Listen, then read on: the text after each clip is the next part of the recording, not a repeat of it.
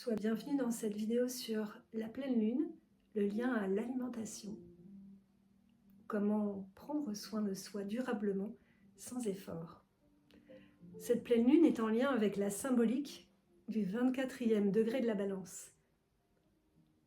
Ce symbole, lequel est-ce?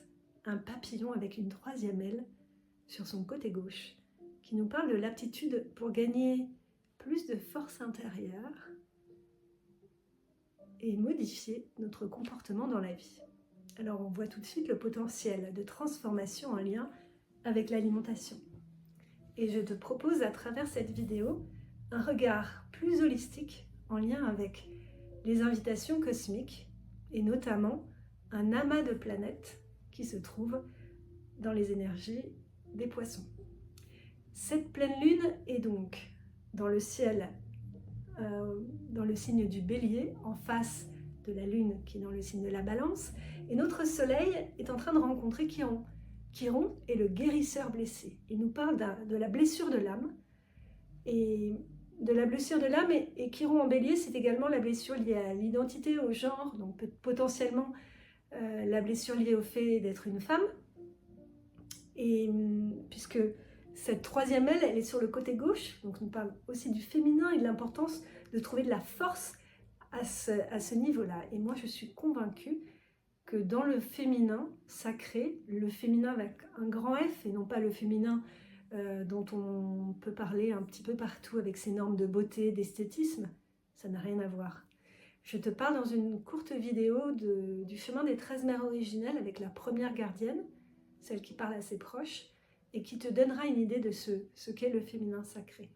Donc, revenons à notre soleil qui retrouve Chiron et qui vient nous parler donc d'un moment de transformation. Et dans les prochains jours, de probablement un terrain fertile à de la guérison et à une écoute de toutes les opportunités pour prendre soin de toi, de ton rythme, de tes besoins.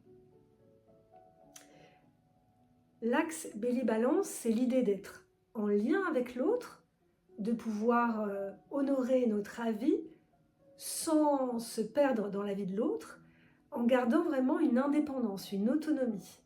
C'est l'énergie du Bélier.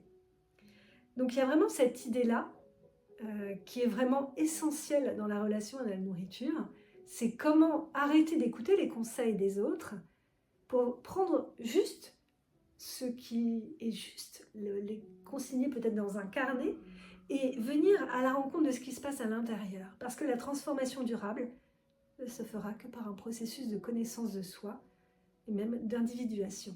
Connais-toi toi-même et tu connaîtras les dieux. C'est vraiment pour moi le chemin d'une alimentation instinctive et consciente qui vient jaillir de la guérison de notre féminin blessé.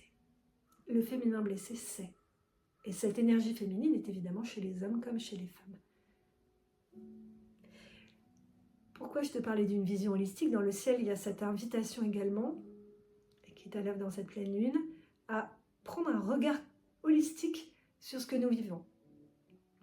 C'est en lien avec la présence de Neptune, Mercure, le nœud nord, le chemin de l'âme, le dharma, Saturne et Vénus. Saturne, c'est ce père intérieur, c'est la notion de règle alimentaire, d'une structure.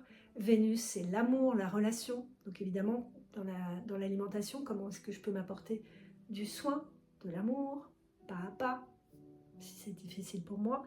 Mais il y a vraiment cette idée, et donc cet amas de planètes est en Poisson, Neptune est au tout début du Bélier, qui nous invite à porter un regard holistique sur notre vie et sur le lien à la nourriture. Il me semble que c'est essentiel.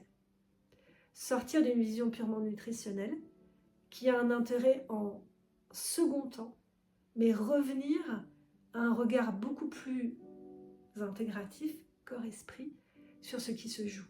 Et ce qui se joue, c'est que le féminin a été blessé. La capacité à se nourrir, c'est s'offrir du bon, c'est être une bonne mère pour soi, c'est donc le féminin. Ça vient nous amener à explorer qu'est-ce qui s'est joué avec la mère dans la fonction maternelle, est-ce qu'il y a eu la maltraitance, de l'absence, etc. etc. Et c'est souvent le cas. Donc prendre une vision holistique va permettre de transformer durablement cette relation à la nourriture sans effort. C'est un chemin de conscience. Il y aura potentiellement des conflits, puisque aucune belle chose ne s'obtient de façon facile, et que s'il y a conflit et obstacle, c'est que derrière il y a un potentiel de transformation. C'est une invitation à sortir du faire, de la réactivité. Ça demande évidemment à passer par le corps pour entraîner cette capacité-là, la méditation et le corps, des postures plus énergétiques, pour sortir de la réactivité et venir comprendre que cet obstacle est le chemin et que si j'y réponds en conscience, tout va se transformer. Donc dans ces obstacles, en lien avec deux aspects que la Lune fait avec Pluton et Mars, il y a un potentiel et de verticalisation, d'oser s'individualiser, peut-être chuter un temps, au moins dans l'idée, pour qu'il y ait transformation. Et en lien avec Mars, c'est l'idée de pouvoir se séparer, oser se séparer, sortir de la matrice, en gros, et oser faire seul. J'espère que cette vidéo t'aura été utile. Pour tout ce qui est vraiment actualité astrologique sur lesquelles moi je ne me sens pas habilitée à vraiment approfondir les thématiques actuelles, je t'invite à regarder les vidéos d'Émilie, d'Astro Intuitive, qui sont des vidéos qui sont vraiment dans le sens de l'empouvoirment et non pas dans des choses rigides, des vérités arrêtées, qui vraiment offrent un espace de réflexion, d'infusion, pour rendre à chacun le pouvoir d'être pleinement lui-même. Et c'est l'enjeu aussi face à l'assiette.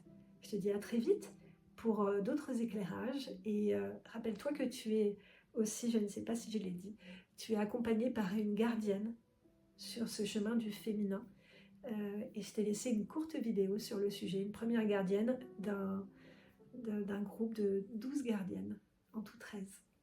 À très vite.